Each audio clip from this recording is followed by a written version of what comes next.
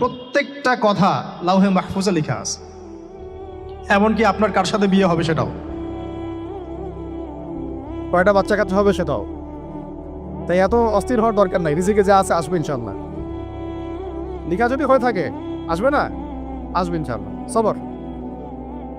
তো এই জন্য মুমিনদেরকে বলা হয়েছে তোমরা কখনো হতাশ হবে না, কারণ তাকদীর লেখা হয়ে গেছে, হতাশ হওয়ার কোনো কারণ নাই। একটা প্রবণতা আমরা সমাজে দেখছি আত্মহত্যার।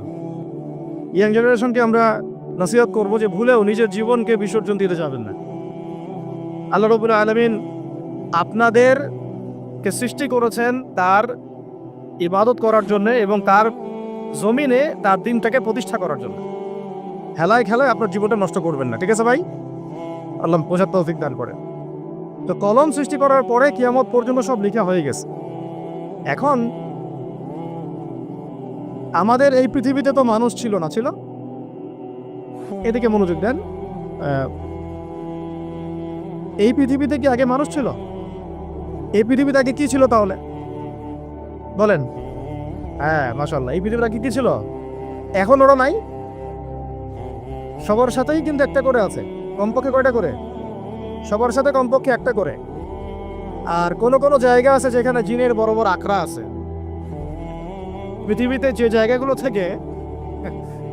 জায়গাগুলো থেকে ইসলাম বিরোধী অপতৎপরতাগুলো চলে, ওখানে জিনের আখড়া বেশি। কথা বুঝতে পারছেন?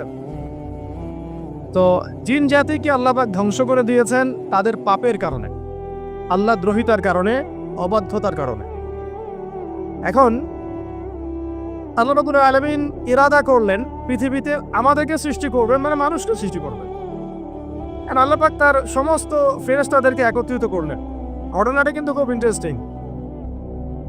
আমি জানি এখানে ওলামায়ে কেরামও আছেন, তবে আমি সবার জন্য প্রযোজ্য হয় এমন কথা বলারই চেষ্টা করছি, কারণ অনেকে হয়তো এগুলো নাও জানতে পারে। তো আল্লাহ পাকের ভাষায় আমি যদি বলি, আল্লাহ রাব্বুল আলামিন বলছেন, বা'দা আউযু বিল্লাহি মিনাশ শাইতানির রাজীম, ওয়া ইয ক্বালা রাব্বুকা লিল মালায়েকা ইন্নী জাইলুন ফিল আরদি খলিফা। হে নবী মুহাম্মদ সাল্লাল্লাহু আলাইহি ওয়াসাল্লাম, তুমি স্মরণ করো সেই সময়ের কথা যখন আল্লাহ তোমার রব সমস্ত ফেরেশতাদেরকে ডেকে বলেছিলেন যে ইন্নী জাইলুন ফিল আরদি খলিফা, আমি জমিনে মানে পৃথিবীতে আমার খলিফা পাঠাতে চাই। কি পাঠাতে চাই? আরো জোরে বলেন। আল্লাহ পাক বলেননি পৃথিবীতে মানুষ পাঠাতে চাই, পৃথিবীতে নতুন কোনো মাখলুক পাঠাতে চাই। আমাদেরকে আল্লাহ পাক সম্মানের শব্দে সম্মানিত করেছেন, বিশেষায়িত করেছেন। আমাদেরকে বলেছেন আমরা আল্লাহর খলিফা, আমরা আল্লাহর খলিফা। এখন আমরা আল্লাহর খলিফা, কিন্তু পৃথিবীতে মানুষ খিলাফা শব্দ সহ্য করতে পারে না। হ্যাঁ, কি অদ্ভুত না? এটা কোরআনের কি শেষের দিকে আছে না প্রথম দিকে আছে? সূরা বাকারার একদম শুরুর দিকে 3, 4, 5টা পৃষ্ঠা উল্টালে দেখবেন এই একটা আছে। তো কোরআন তাহলে শুরু থেকে কখনো খুলেও দেখেনি সে ব্যক্তি, প্রমাণ হবে এটা যে খুলেও দেখে না, অথবা দেখলেও সে এড়িয়ে গেছে। আল্লাহ পাক আমাদেরকে বললেন যে পৃথিবীতে আমি আমার খলিফা পাঠাতে চাই। তাহলে আদম আলাইহিস সালামকে আল্লাহ পাক মুহাব্বতের শব্দে, সম্মানের শব্দে বিশেষায়িত করলেন কি বলে?